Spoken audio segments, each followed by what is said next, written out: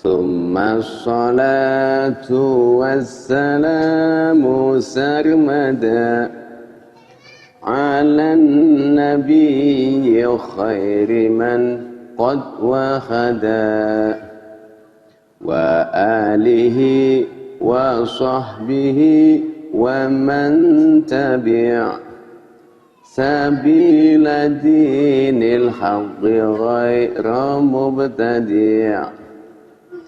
Bismillah, alhamdulillah, salatu wassalamu ala sayyidi wa habibi rasulillah, amma ba'd. Melanjutkan kajian kitab Aqidatul Awam. Thumma salatu wassalamu sarmada. Oke, pengarang kitab kemudian bersolawat dan salam, mendoakan solawat dan salam sarmada selama-lamanya alan nabiyyi, semoga tetap terlimpahkan kepada nabi kita Nabi Muhammad sallallahu alaihi wasallam, khairi man qad wahada, Nabi Muhammad yang memiliki titel sebaik-baiknya orang yang benar-benar mentauhidkan Allah subhanahu wa ta'ala. Wa alihi, salawat salam semoga tercurah kepada keluarga Nabi, wa sahbihi, sahabat Nabi, wa man tabi' sabila dinil haqqi ghairu mubtadi, dan juga semoga tercurah kepada orang-orang yang mengikuti jalan agama yang benar, bukan para pelaku bid'ah yang sesat. Jadi pengarang kitab setelah membaca basmalah, membaca alhamdulillah, kemudian beliau membaca sholawat salam kepada Nabi Muhammad sallallahu alaihi wasallam, keluarganya, para sahabatnya, dan seluruh orang yang mengikuti agama yang benar. Tidak ada agama yang benar kecuali Islam. Islam, agama seluruh para nabi, mulai dari Nabi Adam alaihissalam sampai kepada Nabi Muhammad sallallahu alaihi wasallam. Kenapa sih kok membaca sholawat? Semata-mata karena menjalankan perintah Allah subhanahu wa ta'ala. Allah berfirman, innallaha wa malaikatahu yusholluna 'alan nabi ya ayyuhalladzina amanu shollu 'alaihi wa sallimu taslima. Ada pada surat Al-Ahzab ayat 56. Yang perlu kita pahami bahwa makna dari Allah bersolawat, makna dari Allah memberi solawat kepada Nabi, maknanya adalah Allah memberi rahmat kepada Nabi kita Muhammad sallallahu alaihi wasallam. Jadi kita enggak boleh mentasbihkan Allah dengan makhluk. Kita enggak boleh menyerupakan Allah dengan makhluk, sehingga kita memiliki kepahaman yang keliru, mengatakan Allah bersolawat seperti solawatnya para malaikat, seperti solawatnya manusia. Itu tidak seperti itu. Tapi maksud dari Allah bersolawat kepada Nabi, maksudnya adalah Allah memberikan rahmat, Allah memberikan kasih sayang kepada baginda Nabi Muhammad sallallahu alaihi wasallam. Nah, kalau malaikat bersolawat maknanya apa? Kalau malaikat bersolawat maknanya adalah malaikat beristighfar untuk Nabi, memintakan ampunan dosa untuk baginda Nabi Muhammad sallallahu alaihi wasallam. Walau kita sudah tahu bahwa para nabi, para rasul, para malaikat bersifat ismah, bersifat maksum, terhindar dari kekufuran, terhindar dari dosa besar, kemudian terhindar dari dosa kecil yang mengandung unsur kehinaan.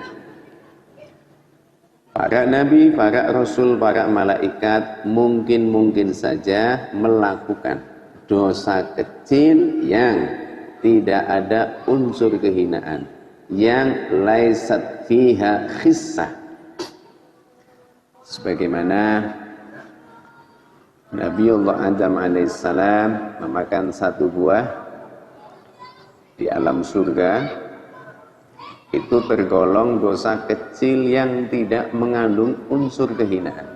Kenapa? Karena buah yang dimakan sangat sedikit dan setelah masuk ke dalam mulut tidak sampai ditelan masuk, langsung dilepeh kembali.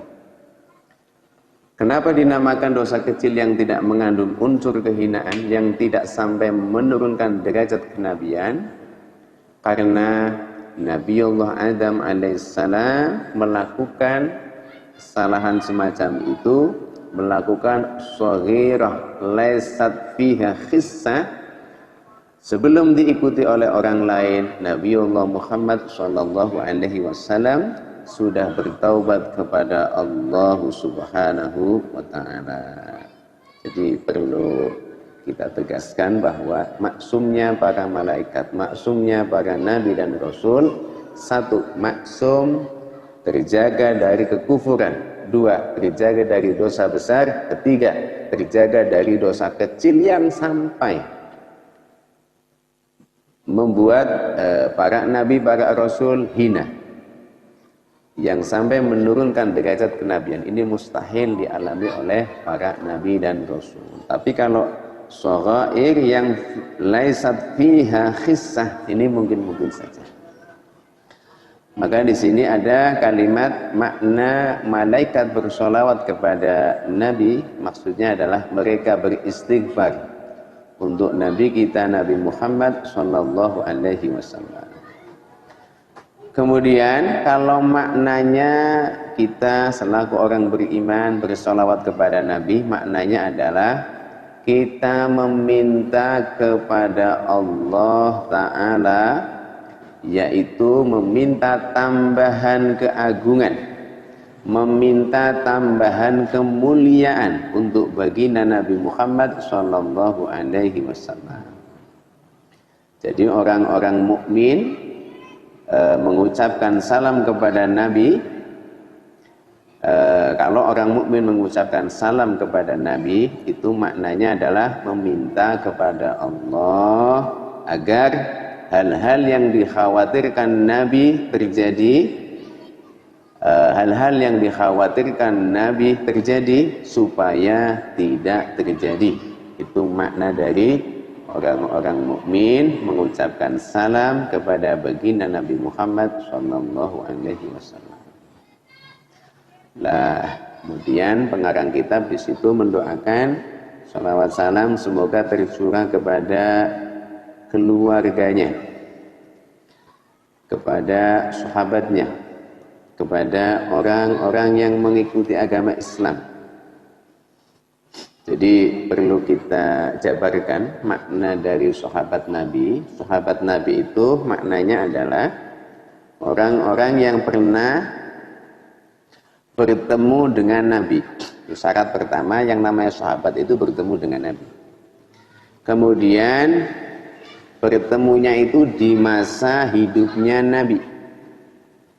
Ini yang kedua. Yang ketiga, syarat dikatakan sahabat adalah beriman dengan Nabi.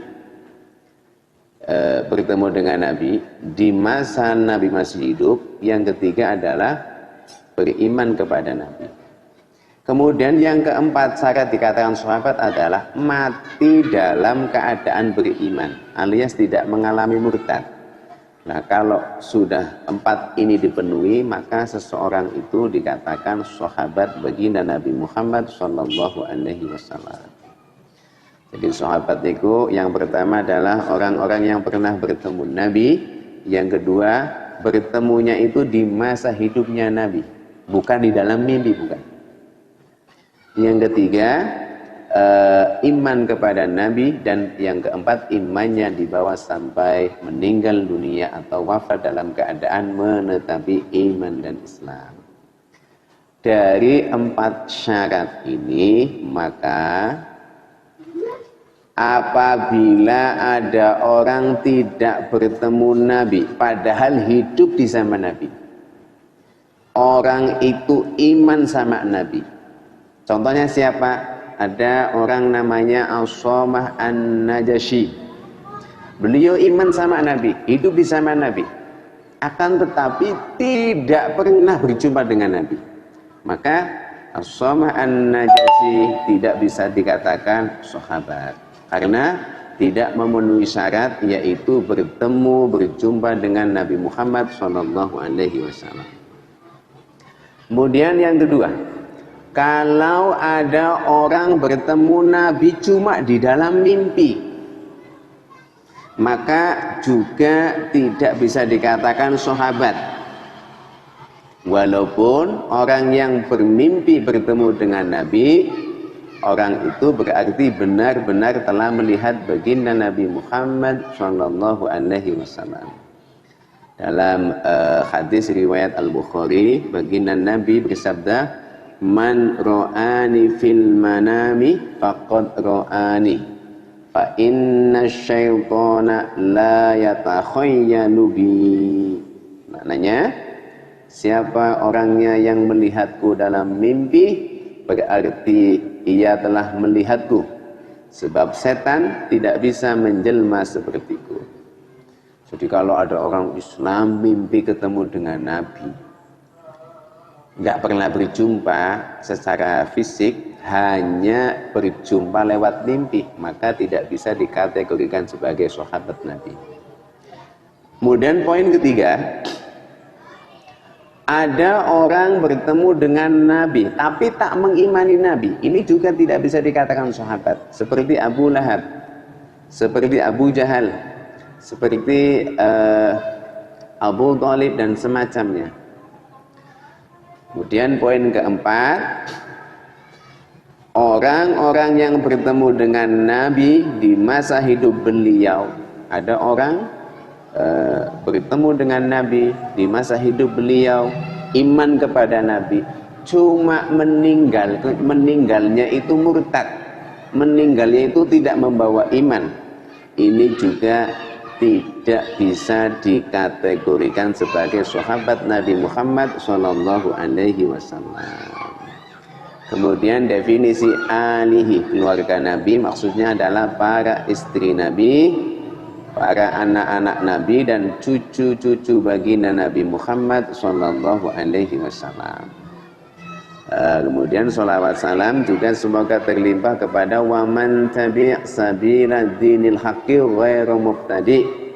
Semoga terlimpah kepada orang-orang yang mengikuti jalan agama yang benar, umat Islam ahlus sunnah wal jamaah, pengikut Asy'ariyah al-Maturidiyah, bukan ahli bid'ah yang sesat dalam akidah.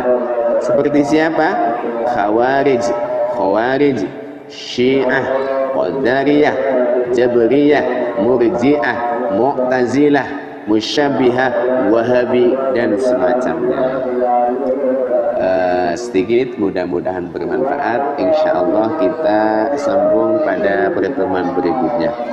Barakallahu fikum. Assalamualaikum warahmatullahi wabarakatuh.